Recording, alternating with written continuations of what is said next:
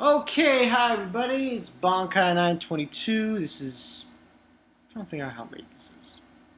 It's not that late. Maggie came out like Friday, Thursday. So it's like what, 2 days later or so. Um, yeah, this chapter of Maggie, and basically what I'm gonna do is I'm gonna do this now. Um, I'm gonna do JoJo. Um, and Captain Earth later today. So yeah, it's gonna do those later today, along with Akame and stuff. So yeah, but let's get into this chapter. This chapter, well, the problem with this chapter. Now, don't get me wrong. I really don't have anything to say too much. I mean, Ugo. Yeah, in this chapter, pretty much, he does seem like he can't do it. He can't take the responsibility of trying to be a leader like Solomon. That's basically what was being emphasized. Now, but I will say this makes a whole lot more sense with what transpired at the end of this chapter and what is probably going to happen in the next 2 or 3 chapters. It makes a whole lot of sense compared to what could be if it was the other way around. But pretty much, and the beginning part was very confusing because you saw last week's chapter at the end. You had this explosion and they were fighting Orba and Solomon. And instead, all we get is Solomon's dead. He protected all the power he had. With his last of his magic, he pushed Il Allah back into a different space. And Al Tharman, who were on the verge of destroying the world, was also sealed in that space.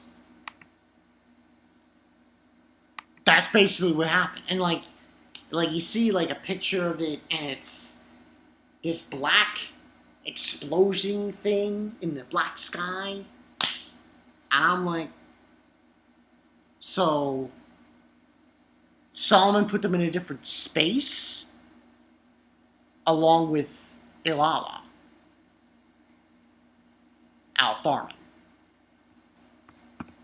It confused the fuck out of me. But anyway, that's basically what happened. And then the rest of the chapter is pretty much everyone's undressed. Don't want to go details, but they're basically all these species are under rest because Solomon's dead, and now Ugo is essentially going to have to be the one to pick up the pieces. He has to be the leader now, and he feels like he can't do that. He can't do that. And basically everything's been destroyed. There's no crops. There's no water, and Ugo's like, basically saying that he's the only one left. He's like, you can't give up. We'll find a way. I'm clever, and so on and so forth. And he decides to find a way. And and this was I will say this about this chapter. I'm not gonna call Ugo a bitch. That's what King said. I found interesting about this. In this chapter, I'm probably going to swing it as a 4 out of 5. What was interesting more about this chapter was the fact that Ugo, and this is Ugo when he's not even a djinn. Ugo, having these conversations with Aladdin as like a tiny little embryo. He's talking to Aladdin, and saying that he's going to do his best from now on. And then we had a completely new beginning in Al Toran, basically where they went underground. They left the devastated surface and took refuge underground with the other species to build, and they were able to they used the power of the metal vessels and of the jinns and who govern over them. Um, and it was they were able to live in peace. And however, though, food became scarce. They couldn't. They didn't have that much water. And all these problems were still lingering. And then they were like, "Yes, we need to find a ruler." So it goes back to the original. See, that's the thing. See, that's the whole message behind this flashback. People need someone to govern them. Like, they can't, they have to depend on some kind of king to, you know? They need some kind of king to come in and help them. They can't just, you know? And, that's how the negativity starts up with the other species. And so on and so forth. Now, and he basically, Ugo, he goes to his room, he includes himself, this won't do, I'm totally worthless, I'm totally alone, what should I do, blah, blah, blah. And that's when he starts talking to Aladdin as the embryo.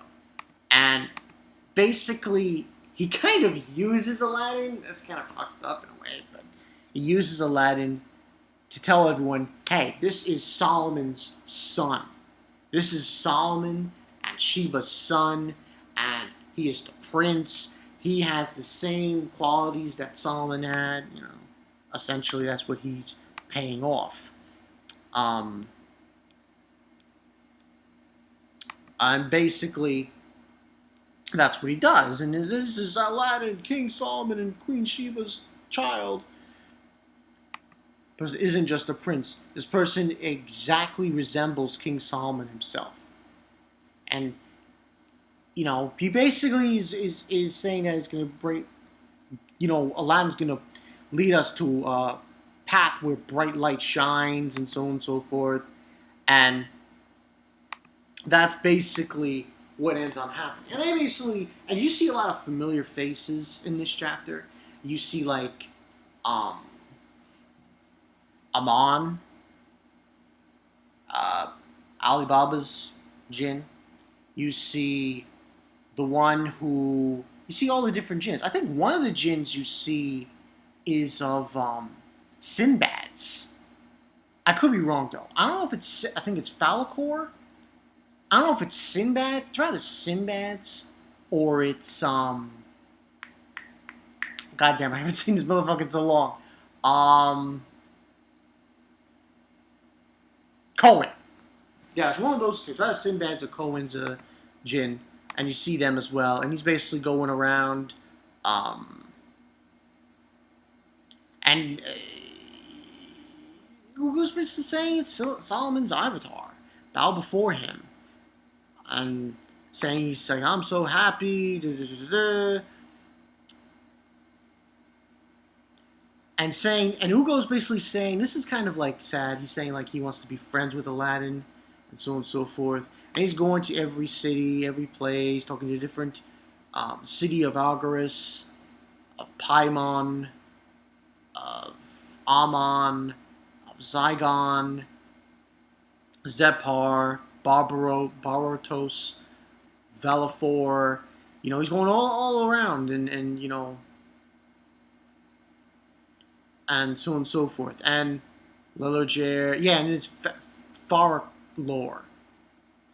I can't even say that name. Yeah, I believe that was Sinbad's ones. Anyway, and he's going over to show that going to each species and with Aladdin, Ugo. And basically towards the end of the chapter, he's saying Aladdin became the bridge that connects everyone, and then 5 years quietly passed. The resources of Amaterasu have been finally exhausted. We can't live here anymore. But it's not like I didn't do anything in the 5 years. In those 5 years, I found a way to surpass the edge of this world. I have never forgotten Solomon's last words. Create the world anew, Ugo. Yes, I will create a totally new world. And I'm devised a plan to move the people of Amaterasu into that new world. and then a new world will be created. And that's pretty much what happens. You see a picture of Aladdin as an embryo, you already tell, like, it's kind of shaping up to be him. It's an embryo. But that's pretty much the chapter. Now, the only problem I have with this chapter is the beginning. Because, like, it seemed so abrupt. Like, really fucking abrupt. Like, all of a sudden, boom. Like last week, there was a struggle. Last chapter that happened, there was like a struggle between Solomon and Arba. And all of a sudden, oh, they're gone now? Like, it just seemed very weird how abrupt that fucking was. I really don't have too much to complain about Ugo. I mean, he was acting... But I actually prefer... What I do like about this chapter was the whole connection with Ugo and Aladdin and how they connected and so on and so forth. How that was illustrated in this chapter. I thought that was done very nicely. So, 4 out of 5. Now, and this makes a whole lot of sense towards the end. Because you see how he's going to make the world anew. Ugo's the one who does it. It's not Solomon. Solomon didn't create the new world. It was Ugo. That makes perfect sense. So essentially what happened was, and this is just me speculating, Ugo created the new world, brought everyone there, and he basically took Aladdin to where he was. In that room Aladdin was in, I will not be surprised if Ugo raised Aladdin. I will not be surprised if that's how it went down. He raised Aladdin from when he was a baby to where he was. I would not be surprised if that's how it occurred. Now, the only thing that I hope they explain, I don't know if they're going to explain it, is how the fuck did Arba's consciousness go from that space that she was thrown into to Hakureu's, their mother. That needs some explaining or some kind of explanation. Other than that, pretty good chapter. I actually like the thing with Ugo and Aladdin. And now we know how things sort of turn in. How things go about. And so on and so forth. But the beginning was a little bullshit. I felt like, can you at least show us them getting thrown into the space? Yeah? Maybe next week we will find out some more answers with the chapter. Should be interesting. But that's all I got for you guys. Bankai Night 22. This was... The beginning was but still, good chapter. Like I said, I did the One Piece special. I'll play that. And then later today I'm going to do Captain Earth, JoJo, comedy. Yeah, get those out of the way. And one day I said I was going to do a One Piece discussion. I'll try to do it. We'll see. I'm Bankai Night 22. I'll see you guys later. Peace.